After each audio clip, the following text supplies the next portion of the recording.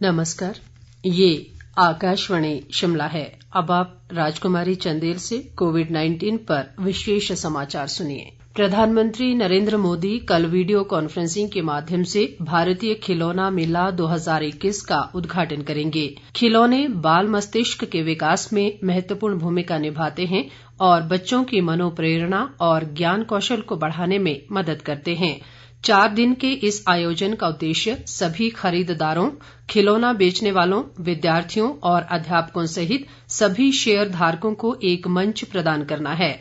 Corona महामारी को देखते हुए खिलौना प्रदर्शनी और भारतीय खिलौना मेला वर्चुअल माध्यम से ही आयोजित होगा।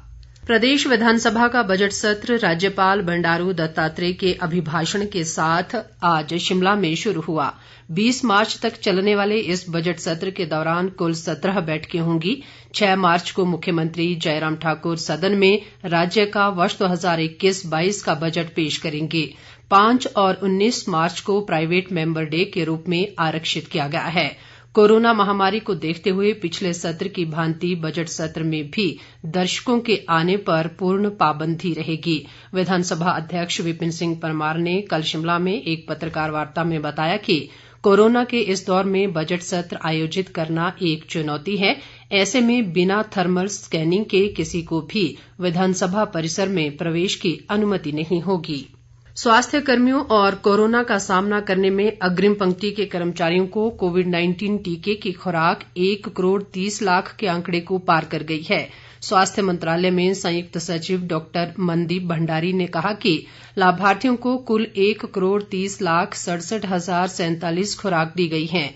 केंद्र सरकार ने टीकाकरण अभियान में तेजी लाने के लिए सभी राज्यों और केंद्र शासित प्रदेशों के साथ कल समीक्षा बैठक की। केंद्र सरकार ने कहा है कि 60 साल से अधिक उम्र के लोगों को 1 मार्च से कोविड टीका लगना शुरू हो जाएगा। गंभीर बीमारियों से ग्रस्त 45 वर्ष से अधिक आयु के लोगों को भी अगले महीने की 1 तारीख से ये टीका लगना शुरू हो जाएगा।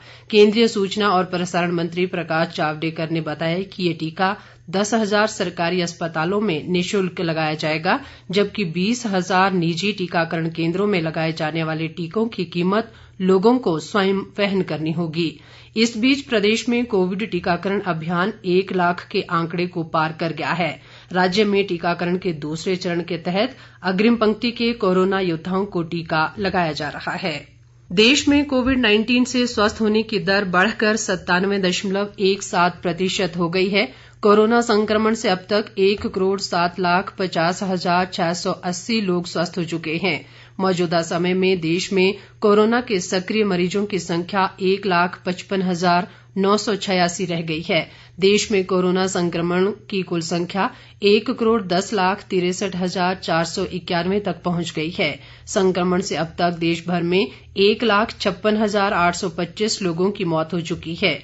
बीते 24 घंटों के दौरान देश में जहां 16,577 नए मामलों की पुष्टि हुई है, वहीं 12,179 लोग कोरोना संक्रमण से स्वस्थ भी हुए हैं।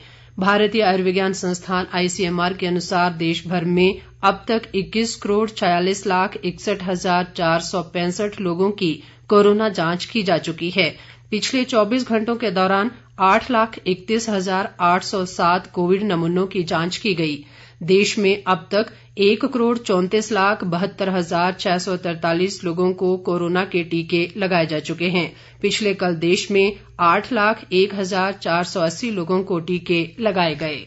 स्वास्थ्य मंत्रालय ने कहा है कि 7 राज्यों महाराष्ट्र, केरल, पंजाब, मध्य प्रदेश, तमिलनाडु, गुजरात और छत्तीसगढ़ में कोविड मरीज तेजी से बढ़ रहे हैं। केंद्र सरकार ने केरल, महाराष्ट्र, कर्नाटक, तमिलनाडु, पश्चिम बंगाल, छत्तीसगढ़, पंजाब, मध्य प्रदेश, गुजरात और केंद्र शासित प्रदेश जम्मू कश्मीर के लिए उच्च स्तरीय विशेषज्ञ दल भेजे हैं।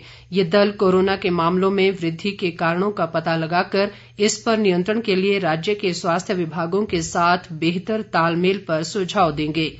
केंद्र सरकार ने राज्यों और केंद्र शासित प्रदेशों से कहा है कि वे कोविड संक्रमण को नियंत्रण में लाने और कोविड जांच को तेज करने पर ध्यान दें। इसके साथ ही ये समाचार बुलेटिन समाप्त हुआ। नमस्कार।